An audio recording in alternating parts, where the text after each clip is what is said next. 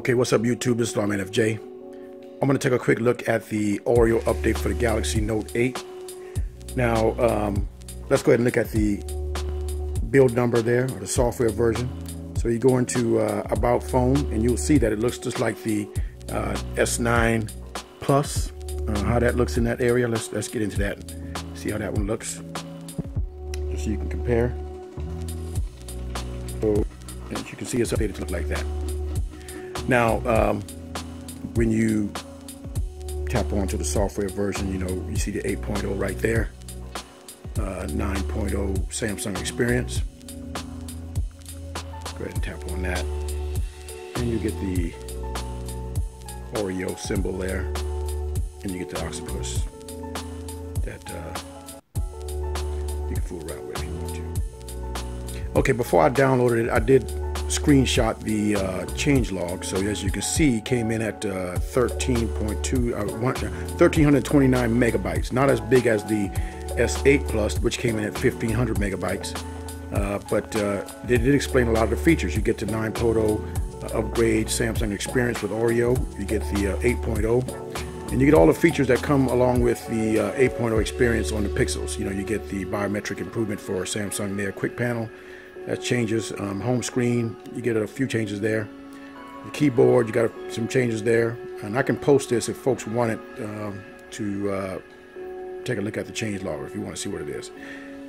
Improved edge screen, lock screen is improved, smart view, Samsung account. So a bunch of stuff there that Samsung improved with this update. Now, as far as visual changes, you're going to see a change to the drop-down menu there. As you can see, you got the, like the Google, you see the little icons at the bottom that gather when you pull it down or up, and they shift.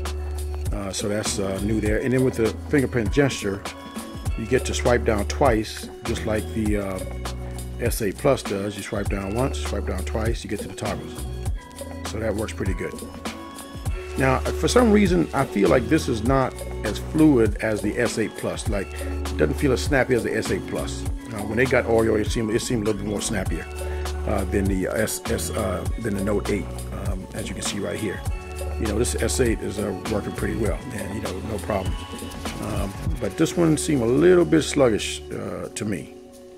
I'm swiping down. I haven't gotten that thing to move yet, but maybe it might need a little bit more time to kind of settle in. But it's a little bit iffy there. Now, as far as the screen settings, you got these changed. This used to be combined, wallpaper and theme. Now that's separate. So you got 4 toggles there, and you can get into each one individually. When you go into the home screen settings, really not much changing there. It always had the 5.6 grid. That was the addition to the S8 Plus. But the little difference here is that the S9 Plus has this portrait mode lock. So you can lock it in portrait mode. So you see that right there. That's not on the S8 Plus and the Note 9. So that's not there. Now, one other thing is you get notification for all your badges. You see inbox is getting the notification. Every badge I can get notification will get it. You see Google Voice didn't get that on Samsung or Android, so you can get that now. Now you can toggle that in the settings.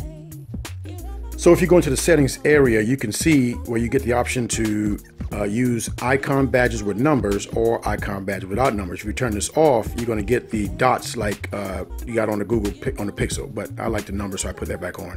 But down here, you can select what apps you want to get notification. I like all of them to get notifications, so I know what's going on with all my apps all the time. But you can select those if you want.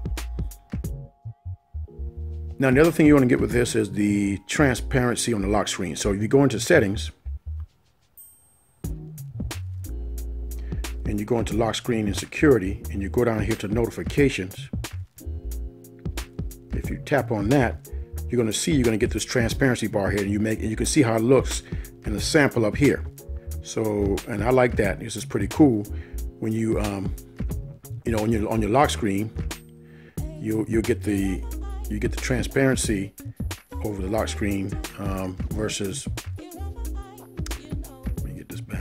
But you get that transparent look right there on your lock screen. So, instead of a solid look. So I like that. Now, as far as icons, not much change in the way of icons except for this gallery right here. That's burnt orange now versus the yellow, that banana look that it had before. Other than that, not much in the way of icons being changed there when you get to Oreo. But I'm still learning. I just got it last night. I haven't looked through all of it yet, but I'll probably put another video out in a day or two once I fool around with it some more to figure out some more of the features. But you can expect that it's going to get all the features that you have on Oreo with the most of the S9 features. Okay, now as far as the camera's features, I don't see much change in that. You know, it still looks the same. Really nothing new there. But you know, the S9 got the super slow-mo. This doesn't have that, but still the same. No changes in those areas. Okay, so that's a quick look at the Oreo update for the for the Note 8. And so just want to let you guys know that. I know some folks have asked about it, but it's coming out. It's out there. Go ahead and check your notification or your update area to see if it's there. But I'll come up with some more videos in the future if I find new things with this update. But again, I don't think it's as snappy as the S8 Plus update, but the battery life did improve a little bit. You know, over standby time, I would say standby time is pretty good. It improved some on this thing here. Now, if you like this video, give me a thumbs up. If you got any questions, hit me up in the comments. And if there's anything specific you want to know, go ahead and send me a message. I'll try to answer it for you. But if you haven't subscribed yet, hit the subscribe button down below for more videos like this. This is Lawman FJ, out.